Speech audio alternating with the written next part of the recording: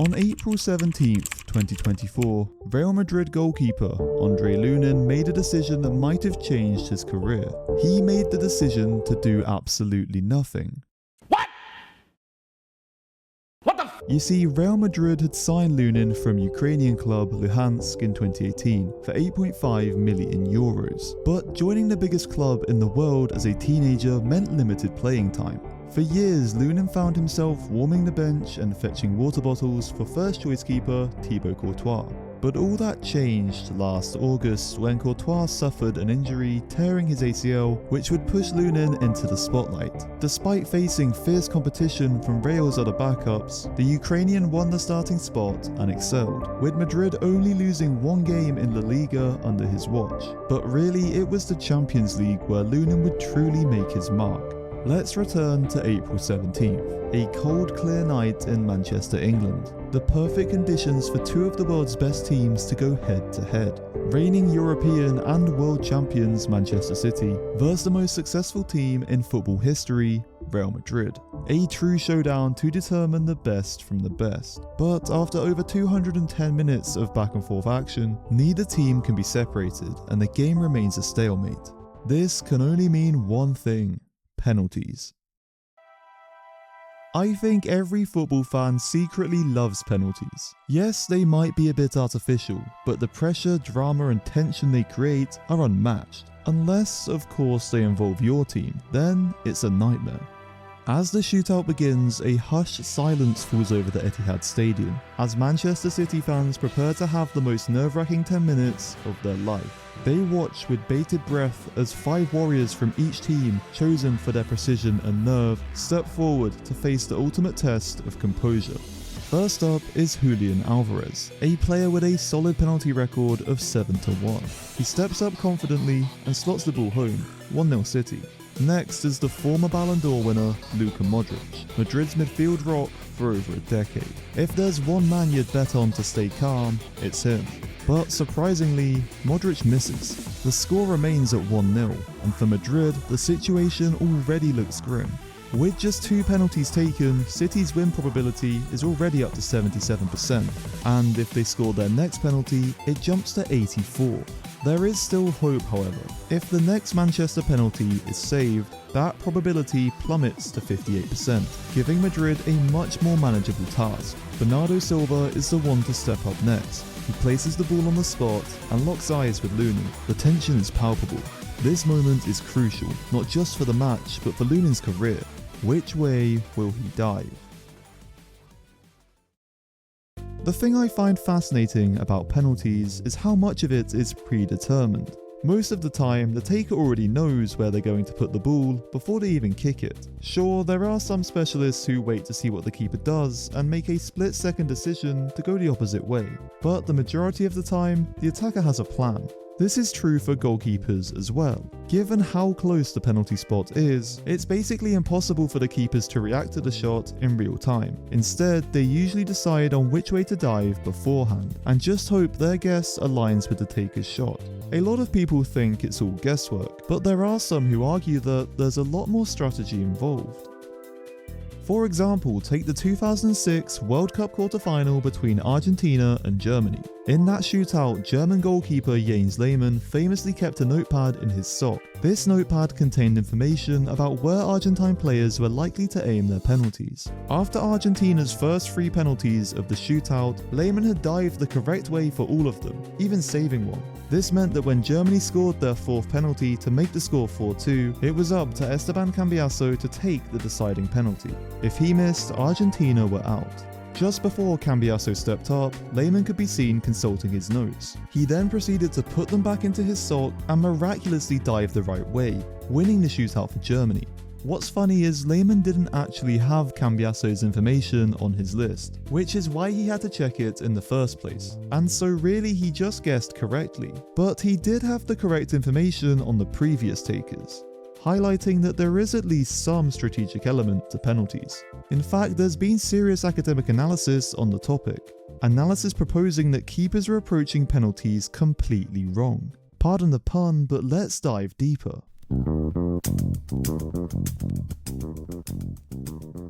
Perhaps the most intriguing study on penalties comes from psychologist Michael Borelli. He and his research team suggested that statistically, a keeper has the best chance of saving a penalty by staying down the middle every time.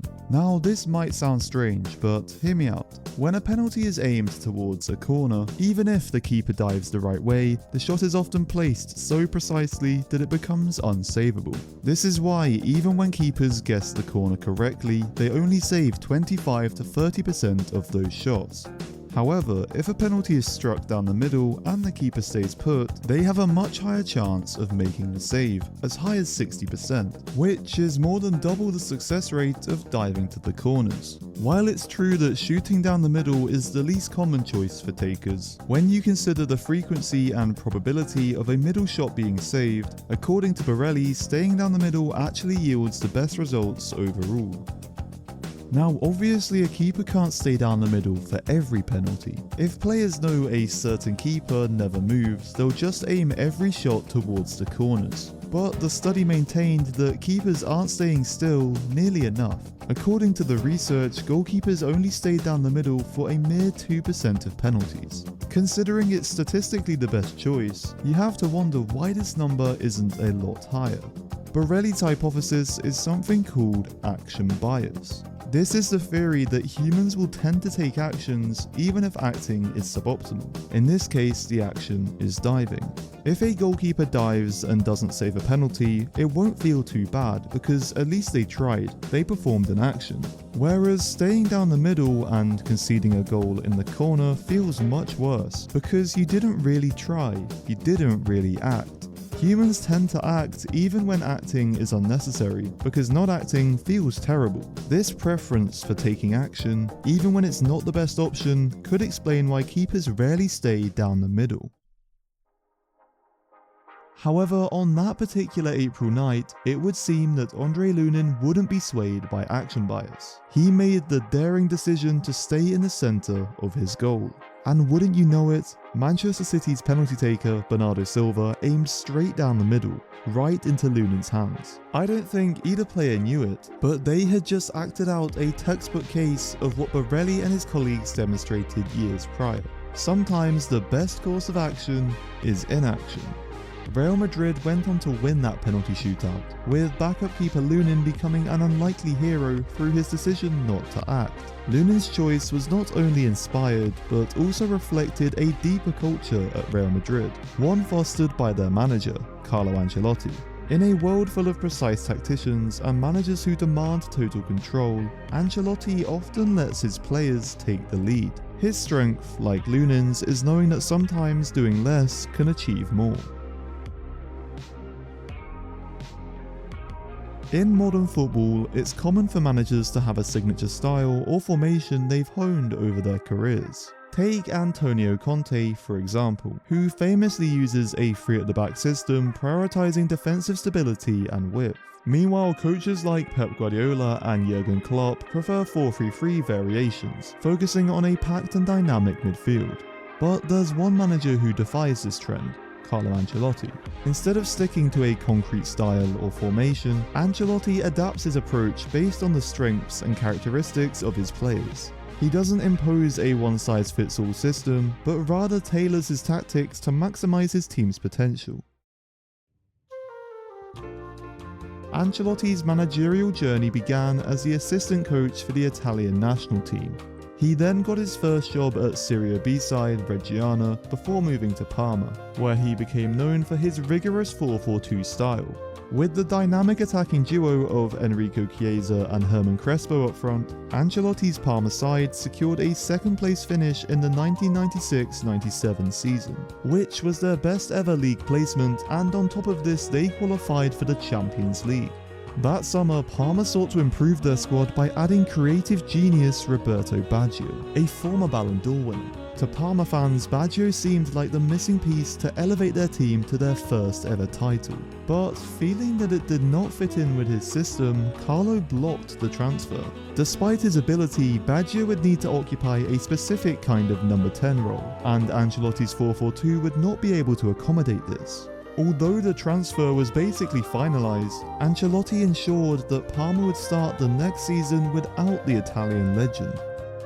Unfortunately for Ancelotti and Parma, this decision proved to be a crucial error. Parma struggled the next season, getting knocked out of the Champions League in the first round and finishing only 6th in Serie A. This poor performance led to Ancelotti being sacked. Carlo later admitted that blocking the Baggio transfer was one of his big regrets. At the time, he believed 4-4-2 was the ultimate formation and was willing to stick to it, even at the expense of his team. But the experience taught him a valuable lesson, one that he hoped to carry to his next role at Juventus, where perhaps the world's greatest creative player, Zinedine Zidane, was making his mark. When Ancelotti arrived in Turin, he faced an all too similar dilemma. Like Baggio, Zidane was a creative midfielder who didn't fit into the rigid 4-4-2 system that Ancelotti had clung to. What was he going to do this time? Well, the decision was practically made for him. There was no way he could bench the best player in the world at the time, so begrudgingly Ancelotti adapted, opting not to force his 4-4-2 onto his new team and instead shift to a 3-4-1-2 formation, a setup in which his star player could thrive. In their first season, Ancelotti's Juventus team almost had instant success, losing the league by a single point, a vast improvement from their 7th place finish the year prior. The following season was more of a disappointment. Despite another 2nd place finish, the Juventus board had run out of patience and sacked Ancelotti midway through their final game of the season. Regardless of this setback, Ancelotti was beginning to understand the importance of adapting to his players' strengths, instead of forcibly sticking to a system as he had done at Parma. Ancelotti was learning that overreacting and changing a team to fit your exact desired style could harm a side more than help it, and this philosophy of flexibility would soon prove useful again. In 2001, AC Milan announced the appointment of their new manager, Carlo Ancelotti. The Rossoneri had been struggling of late. It had been years since they won the league, and they were facing a tricky personnel problem. At the time, AC Milan had 4 superstar central midfielders: Rui Costa, Andrea Pirlo, Gennaro Gattuso, and Clarence Seedorf. The formations at the time allowed for only 2 or maybe 3 midfielders to be used simultaneously, so dropping one of these superstars every game was going to be a challenge. Not only would they miss individual quality on the pitch, but managing egos off the pitch would be equally difficult. Who would Ancelotti drop, or would he rotate to keep their egos in check? These were questions buzzing around the Milan media at the time.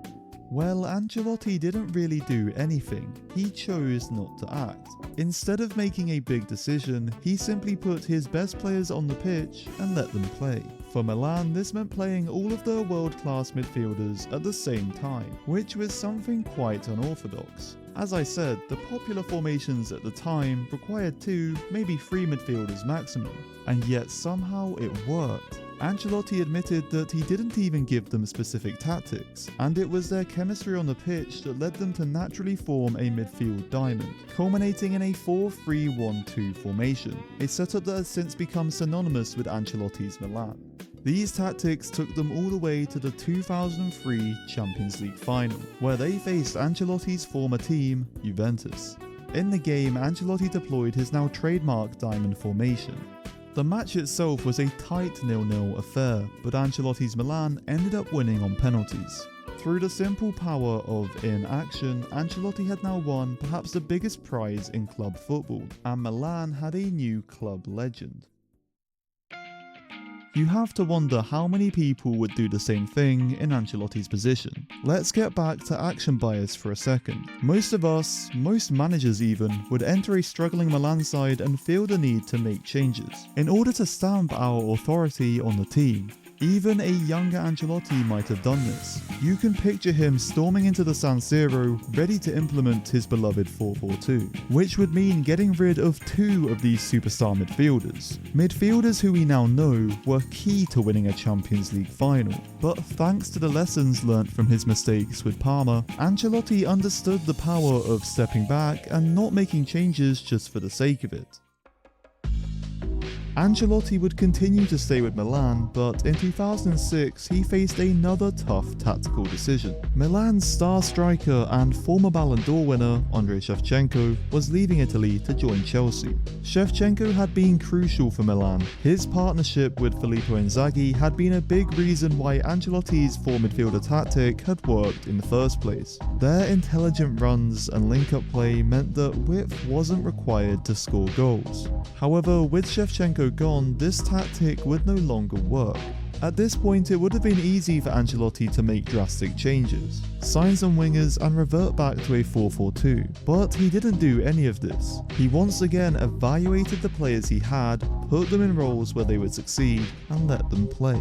This time, the philosophy led to the creation of the 4-3-2-1 formation, also known as the Christmas tree. Milan's lineup featured Inzaghi as the lone striker, supported by attacking midfielders Kaká and Clarence Seedorf. They played in front of a 3-man midfield with Andrea Pirlo as the creative playmaker, supported by more hard-working defensive midfielders Gattuso and Ambrosini. And just like before, it worked. Milan would reach the 2007 Champions League final, where they emerged as 2-1 victors over Liverpool. If somehow Ancelotti wasn't a club legend before, he was now. In 2009, Ancelotti decided to leave AC Milan in search of new challenges. Over the next decade, he managed various top clubs with great success, winning league titles with Chelsea, PSG and Bayern Munich, picking up another Champions League with Real Madrid in 2014 and securing several domestic cups along the way. Throughout all these stints, one thing remained the same, and that's Ancelotti's awareness not to overact. For example, when Ancelotti went to manage Chelsea, it would be his first management role outside of Italy. He understood the fact that the style of play in a new country would be somewhat different. Therefore, instead of making changes straight away and acting when it wouldn't have been optimal, Ancelotti pulled back and delegated responsibility to senior players. And this obviously worked. In his first season as Chelsea manager, Ancelotti won the league and FA Cup double. Nowadays, Ancelotti applies his trade back at Madrid after he returned to them in 2021. Remarkably, he led Los Blancos to yet another Champions League victory that same season. And what's more is that he is once again in a Champions League final this year. Even in the modern game, Ancelotti's nonchalant approach seems to have remained effective.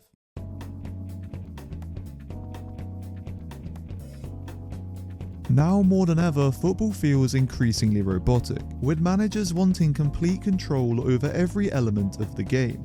Take Mikel Arteta, one of the best managers in the world.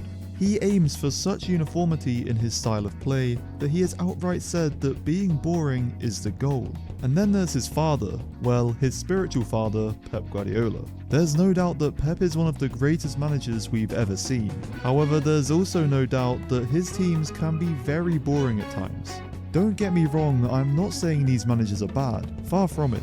They are the top two in the Premier League for a reason, but it could be argued that they sometimes act too much and overcomplicate things. Because there is another approach to football, embodied by Carlo Ancelotti, where the manager takes a less involved role. And I think this approach is equally, if not more, valid. Interestingly, only one of Pep, Arteta and Ancelotti is in the Champions League final this year, and it's not one of the two managers who tend to act unnecessarily. Pep in particular has fallen victim to action bias before. This tendency to overcomplicate things or make unnecessary changes cost him in one of the biggest games of his career. Let's go back to the 2021 Champions League final. In a game that looked set up for City to win, Pep's overthinking proved costly. The 2020-21 season had been straightforward for Manchester City. They had coasted to a league title facing little competition, and reached the Champions League final after breezing through the knockout stages. In the final, they were going to be facing a Chelsea team that had finished 4th that season, an entire 19 points off the top of the table. If City played as well as everyone knew they could, victory seemed almost certain. One key aspect that made City so good that season was their midfield balance. They had the attacking dynamism of Kevin De Bruyne and Bernardo Silva, balanced by the defensive solidity of a holding midfielder like Rodri or Fernandinho. Having a midfielder to cover when De Bruyne or Silva made their trademark runs was crucial, and Pep knew this. because City had only started one game that season without one of these defensive midfielders playing. It was therefore a shock to the footballing world when just an hour before the game, City's lineup revealed that Pep had chosen to start neither Rodri nor Fernandinho. Instead, he opted for a more technical box-to-box midfielder in Ilkay Gundogan. As soon as the game kicked off, everyone could see that Pep had made a mistake. Chelsea's attacking midfielder, Mason Mount, constantly found himself in space with the opportunity to run at City's exposed back line. The issue was that City didn't have a true holding midfielder to lock down the spaces Mount found himself in, which left their back four a lot to do. This problem was evident in Chelsea's only and winning goal. With so much space in midfield, City centre-back John Stones felt the need to move up, leaving his partner Ruben Diaz to cover both Werner and Havertz. Diaz chose to prioritise Werner, leaving Havertz with a gaping hole to run into and score. It's quite amazing how cleanly action bias maps on to this scenario. Before the game, most fans thought that selecting the City 11 would be the easiest job of Pep Guardiola's career. In their previous 4 Champions League games versus Dortmund and PSG, City had essentially played the same team every time, and had comfortably won each match. For their most important game, it seemed obvious to play the team that had worked so well previously, but that's not taking action bias into account. Pep just couldn't keep his team the same. He couldn't just sit there and do nothing. He had to alter something, even if it hurt his chances of winning. He couldn't just take a step back and realise at that moment inaction was better than action. And he made a choice which ultimately cost him the game. In my mind, there's no doubt that on that day, Pep was a victim of action bias. Alright, it might sound like I'm hating on Pep, and I mean, I am. He and I aren't exactly on the best terms right now, so this feels good. But Pep doesn't just have a compulsion to overreact tactically. I want to argue that this tendency can negatively impact his players too. There's one obvious example that springs to mind. In 2019, the Premier League was set alight by a free-spirited left winger playing for Aston Villa, Jack Grealish. He was a true maverick, running directly at opposition defenders at any opportunity. Even when surrounded by 2 or 3 opponents, it didn't matter. When Grealish had the ball, everyone knew that something special could happen. This form carried over into Euro 2020 when Grealish was called up for England. Although he didn't start most games, fans knew that Grealish possessed an X-factor that could change a match in an instant. So when England faced Germany in the round of 16 and neither team could find a way through, it was typical that Grealish would come on and change the game. It came as no surprise that in the summer of 2021, numerous elite clubs were interested in signing the Englishman. Despite interest from Manchester United and Arsenal, it was Pep Guardiola and Manchester City who won the battle to sign Grealish. At the time, it was exciting to think about how Pep would utilise someone as dynamic as Jack. But 3 years on, it's not exciting at all. It's just sad. See, Pep has this thing with wingers, where he wants them to stay wide and create width no matter what. He demands this width so much that Thierry Henry recalls an instance at Barca where he once abandoned his position on the left to drift centrally. Without hesitation, Pep took him off at half-time, even though he was playing well and had scored a goal. There's nothing inherently wrong with wanting to play in a structured manner and demanding that your wide players stay wide. But the issue is, what made Jack Grealish so great in the first place was his ability to play out of structure, to pop up in space, turn and drive at the defence.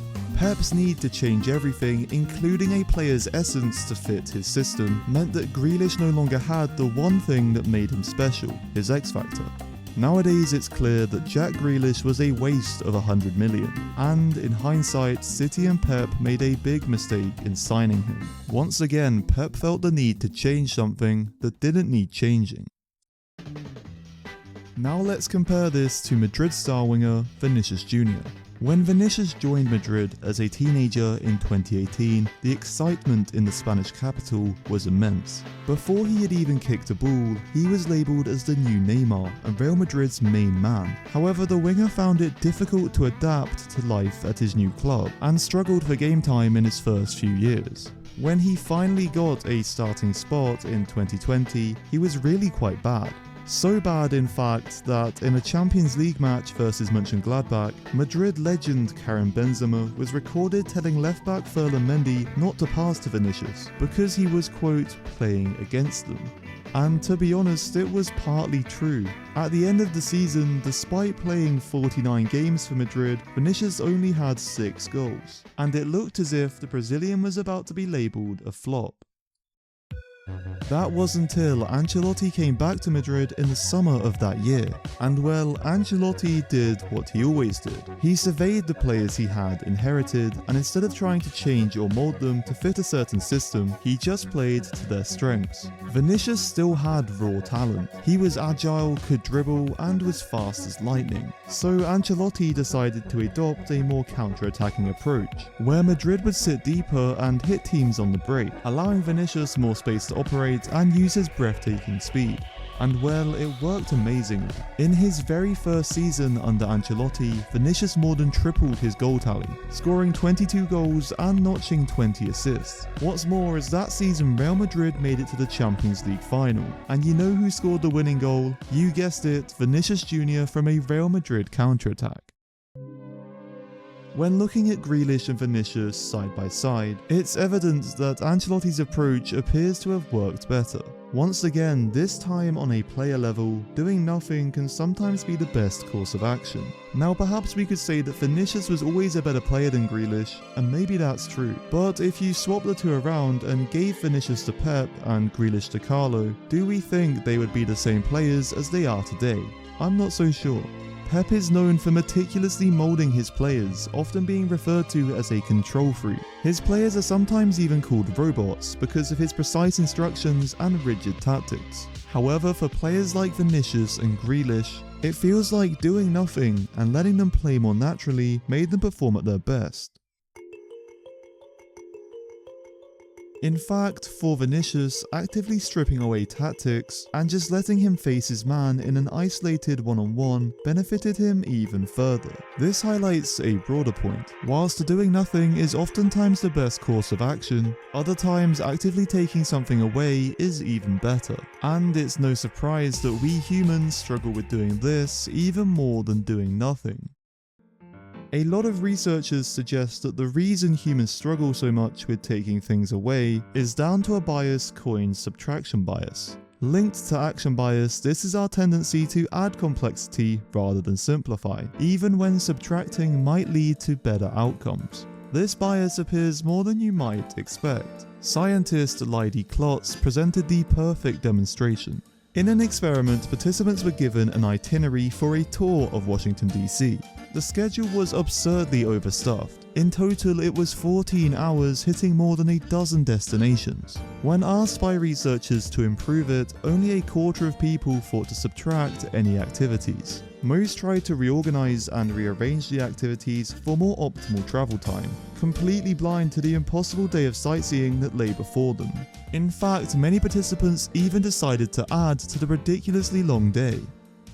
When Grealish joined Manchester City, it's likely Pep was one of these adders. He probably bombarded Jack with instructions straight away. Stay wide in this situation, pass back in that situation. He tried to add too much. Because we all know that Grealish was at his best when he was given complete freedom, and taking things off his plate or subtracting them would have likely been a better option. In football, as in life really, sometimes the best strategy is to simplify and trust in the strengths already present. While it can seem counterintuitive initially, I hope I've demonstrated that sometimes making something less complex can lead to better outcomes. So, what can we learn from this? We can first start by reflecting on these biases and seeing how easy it is for them to shape our decisions. Even master tacticians like Pep Guardiola can fall prey to them. It's important to notice that sometimes the best decision is to take a step back, trust in the process, and recognize the value of simplicity. Whether it's picking your team for a Champions League final or planning a touristic day trip, there's a lot to be learned from Ancelotti's minimalist approach. For viewers, this means considering how action bias and subtraction bias might be influencing your decisions currently. Are you adding more tasks to your day when you should be simplifying? Or are you intervening in situations where stepping back might be more effective? Nowadays, people often feel pressured that they're not doing enough, leading them to add more and more to their life so they can no longer have time to reflect or just chill. It can often seem like not doing anything is a waste of time, but the benefits of doing something like aimlessly going on a walk are well documented. Like Ancelotti at Milan, sometimes in our lives we already have all the tools that we need. It's more about making the most of them rather than making dramatic changes. If I stop procrastinating, this video should be out before the Champions League final, and I hope everyone has a great time watching it. Some of you might be going out to a big screen or bar to watch it surrounded by people, and that sounds great. Maybe I'll do the same. But it's also equally great to have a more low-key affair, to watch it with family, close friends, or even just by yourself. If there's one thing you should know by now, it's the power of simplicity. Since penalty shootouts were introduced to the Champions League final, around 21% of them have gone all the way to penalties. Although we won't see our hero Lunin this time, due to Real Madrid having Courtois back, we may well see a penalty shootout. If one does happen, I want you to pay attention to what the keeper does in those moments. Will we see action bias in effect? Will one of those keepers be daring enough to do nothing? I'm not sure, but I cannot wait to find out.